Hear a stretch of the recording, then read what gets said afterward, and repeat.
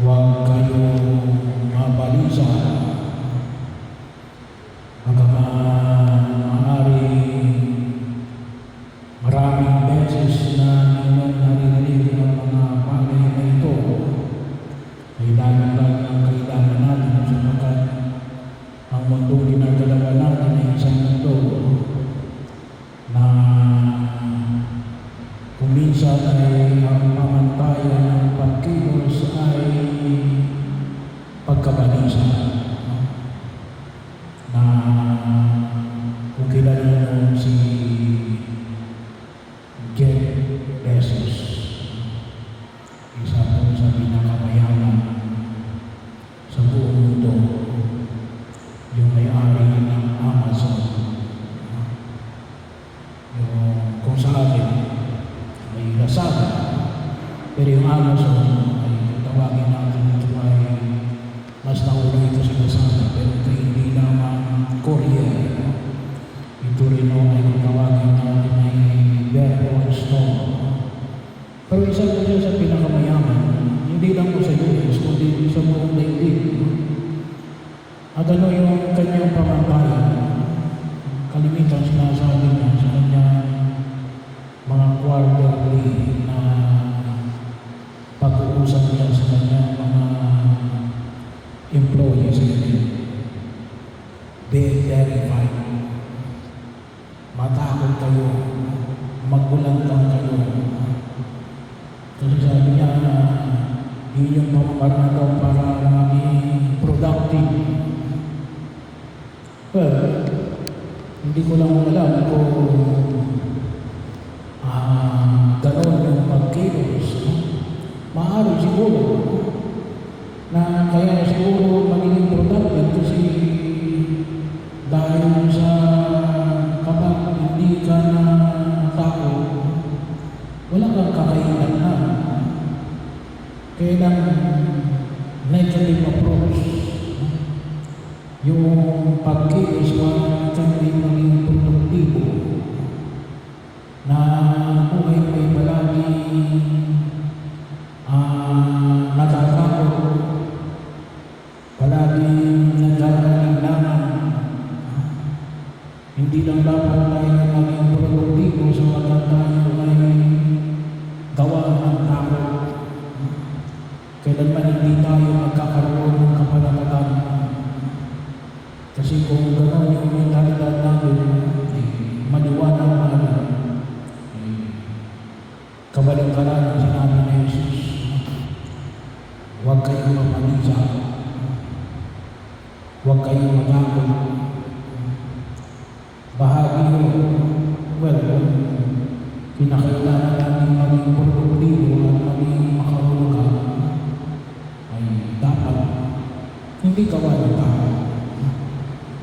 Hindi dapat tayo gumagawa ng mabuti, gawa ng tao.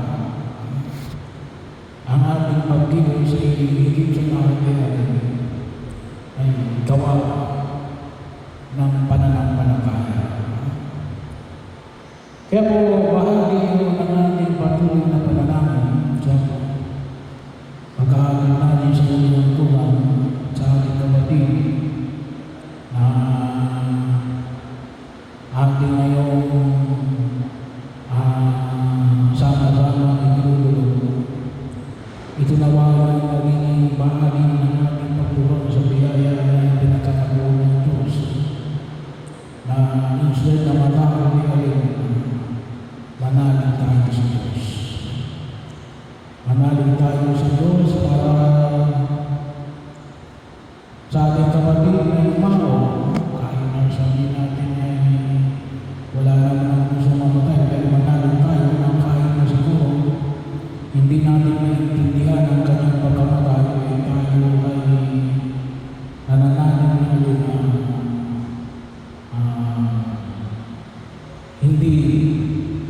hindi siya palabayaan ng Diyos.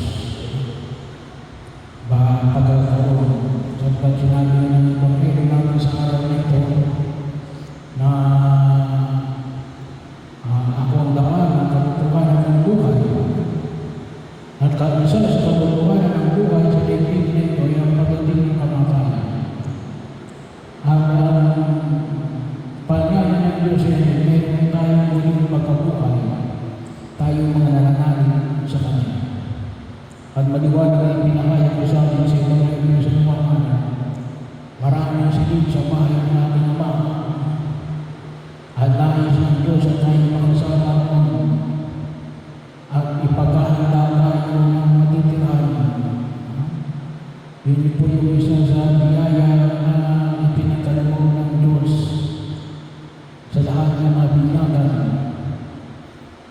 na makakasama niya nawa doon sa kanyang kaharian. At nananalig din tayo na kahit na siya ay nagkasama, ay idinadalangin natin na nawa yung kaawaan siya ng Diyos at maibigay natin, matulungan natin maibigay niya ang hinihingi ng katawan. Kasi yun ang dahilan ng pagkanalit ng Jesus, kanyang paghihirap, pagkamatay mo yung pagkakuhay, yung mali, makasama tayo sa kanyang kaharian sa langit. At pananalig din na tayo ay hindi pababayaan ng Diyos. Kaya niya ibigay ang buhay na walang hanggan. Kaya niya tayo ay makasama niya doon sa langit. At nananalig tayo ay tayo ay gagabayan ng Diyos. Kahit sa gitna ng ating kalungkutan dinaranas sa pagkawala ng ating mahal sa buhay. Bahagi yun na ito yung panghawakan natin. At siya yung lalo-lalo na ako. Ngayong dakilang jubileo natin ay pinagdiriwang.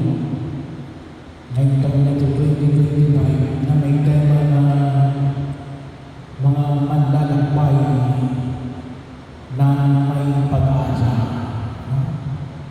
So, nawa higit tayo